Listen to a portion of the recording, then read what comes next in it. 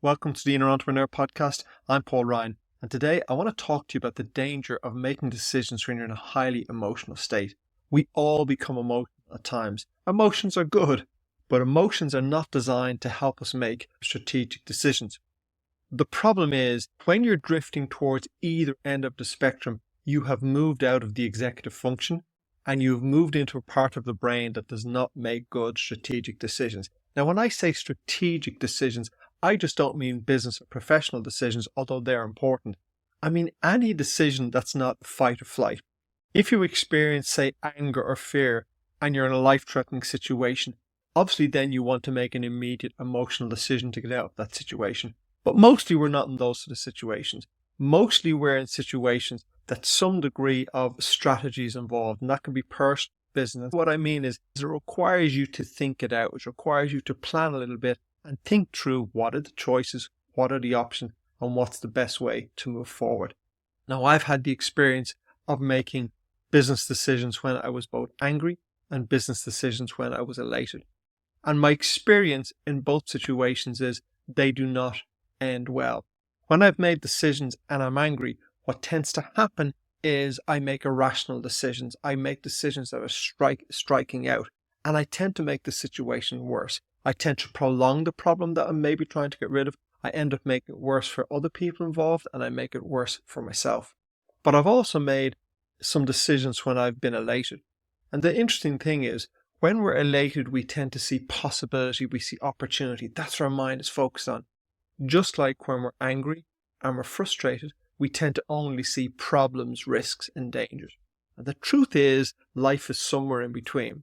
And if we're looking at a situation where we have to make a strategic decision and we're only seeing the risks and the danger, then we're out of balance because there are possibilities and we're not seeing those possibilities.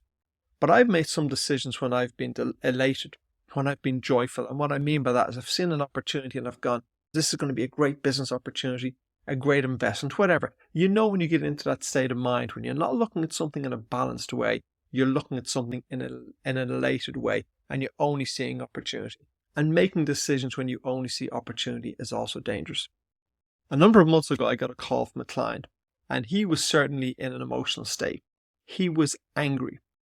The anger wasn't heightened. It was now more of a simmering anger because the anger had gone on for about 3 or 4 weeks. And the anger was in relation to a particular individual who he felt had treated him poorly. And he felt very hurt, he felt offended, he felt annoyed. All of those emotions were stirring inside. And he had made 2 decisions based on this interaction. The first step was to end the professional relationship with this person, which is probably a very good idea. And he'd gone down the road of doing that, and over the next couple of days, that professional relationship was going to come to an end, and now he never had to see the person again. And he had a choice of just washing his hands, walking away and going, that was a bad experience. It's over. I never want to go there again. I never want to see you again. It's over. I can forget about it and move on. But he decided not to do that. He decided he was going to pursue legal action. In other words, he was going to take some sort of a legal case against this person. Now, when I teased it out with him, it was clear he really didn't have a financial motive. He hadn't incurred any particular loss or cost, so that wasn't an issue for him. What he had incurred was hurt and anger and irritation and frustration and indignation. That was the pain he was carrying. And so the purpose of taking legal action against this person was revenge. He wanted to strike back at them. There was no financial motive. He wanted them to suffer. He wanted them to realize what they had done. He wanted to cause them pain. And ultimately, he wanted them to lose their job. He wanted them to be sorry they had ever crossed him. So really, he wanted revenge. Now, in my experience, when we're hurt and when we're angry with someone, we tend to strike out. And I suppose that is the fight or flight brain. When we're in a situation, if it's physically threatening, we have a natural reaction to run or to fight and to strike out. And so my client was in the fight mode. He wanted to fight back. But the war was coming to an end within a day or 2 and it would be done. So where was the need for him to fight back? And the need for him to fight back was to get back at this person, was to strike back and to have some revenge. And in my experience, we never feel better after revenge. It never solves the problem. It never makes us feel good about ourselves. But he has to work that out for himself. What I want to do is move him into a state of mind where he is making the best possible decision. I've been in India many times, and on one occasion my teacher said to me, anything that starts in anger ends in suffering. So any decision or action we take when we're angry leads to more suffering. And when I reflected on that, and when I looked at my own life, and I looked at when I had made personal and professional decisions when I was hurt or angry, they never ended well. They were never good decisions. So thinking on that, I knew what I needed to do for my client was to move him out of that state of mind. Move him into a state of mind where he was thinking more clearly, more logically, where he had moved into the prefrontal cortex, the executive function of the brain, and he could make the best decision for himself. So my first question was, could he delay making a decision on this for 30 days? I mean, would it impact on his ability to take a case if he didn't take any action for 30 days? Now, immediately he was resistant to the idea because he wanted to strike out now, but that's the angry mind. But he admitted it would actually make no difference whatsoever if he didn't act now, and he delayed acting for 30 days. So I asked him for a commitment to first consider delaying his action for 30 days. And once we'd agreed to that, I asked him would he now spend the next couple of weeks documenting what had happened. And I don't really mean documenting the ABCDs, because he knew all of that. And if he wanted to pursue a legal case, he could go and do that. What I wanted him to document was his emotional journey. What I wanted him to document was what had happened that had made him feel hurt, made him feel angry. I wanted it to get it out on paper, because as we all know, getting something out on paper is very therapeutic. And I could help him take it out of his emotional state and onto a piece of paper. I knew it would tone down the emotional anger. I knew it would move him into a better state.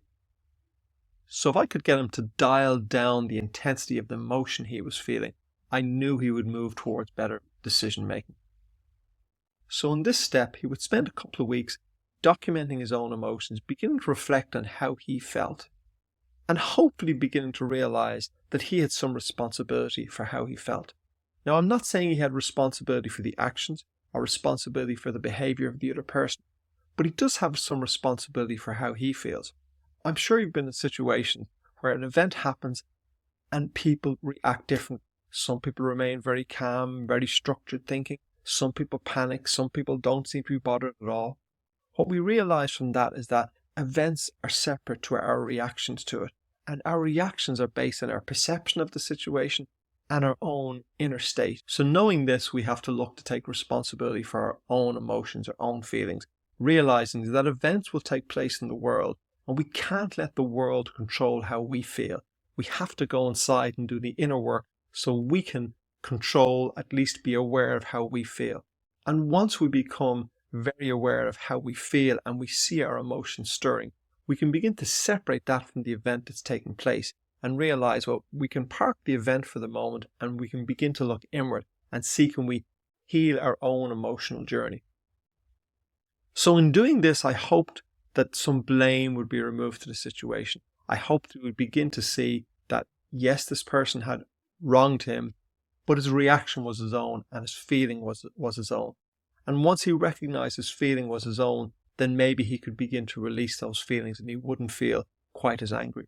Now, sometimes we can do that simply by taking the pen to paper, which I'm a huge fan of, because when we start to write things down, firstly, it does remove them emotionally from us sometimes. It helps us tone it down. And secondly, we get a clearer understanding. I also wanted him to explore on that journey whether or not any old emotions had been triggered. I mean, whether or not this specific event had also triggered emotions, feelings, memories of something that might have happened to him in the past. So there was kind of a double trigger there. And my hope is that over the coming weeks, he would begin to accept responsibility for his own emotions. And in accepting responsibilities for his own emotions, he'd begin to realize that if he wanted to feel better, if he wanted to feel more peaceful again, if he wanted to maybe forgive this person, that was all internal work. It was nothing to do with the person. So if he could move himself to a stage where some distance had passed between the event, and that distance will automatically tone down the intensity of the emotion, and when he could begin to take some ownership for his own feelings, then he would be in a completely different emotional state.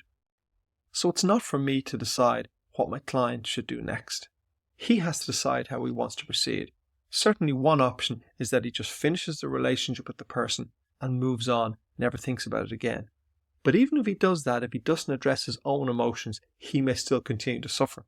Second option is to seek revenge, is to go and see if he can pursue this person legally and have some sort of a win, get that revenge he wants. But my fear is that if he does that, he just won't feel better. He'll probably feel worse after it. He will do more damage to himself and more damage to someone else. A third option is he might go through this process and he might turn down the emotion, he might accept responsibility for how he feels, he might reduce his anger or no longer feel anger towards this person. But he might look at it and he go, I forgive this person, I no longer feel anger, I've now taken control and I've taken responsibility for my own feelings and my own emotions, and go, I forgive this person, I've moved on, I've healed internally, so I'm no longer wound up, I'm no longer angry. And when I'm no longer angry at this person, I'm no longer a victim of them. I'm now in control of my own state of mind. And from that state of mind, maybe he will decide the best thing for him to do is to pursue some legal action simply because this person maybe needs to learn how to behave differently because maybe they might cause harm to someone else. Whatever choice he makes is not that important. What's important is the state of mind he makes the choice from. So my encouragement to you is when you get into an emotional state, realize that's not a good state to make a decision from. And give yourself the space through time, through maybe doing some journaling, maybe go and speak to someone. Could be a friend, a therapist, a coach, a mentor, but give yourself the opportunity and the time to move back into a calm, logical state of mind. That time doesn't have to be 30 days. Sometimes all it will take is 10 minutes or an hour. Go for a walk. But allow yourself to come back into a calm state of mind, because from that calm state of mind, you will make a much better decision for you. And better decisions lead to more choices, lead to better outcomes. And better outcomes is a better life for you and for everyone else. Thanks for listening. If you enjoyed this episode, please like, comment, subscribe, share with your friends. It really helps the show. Until next time, take care.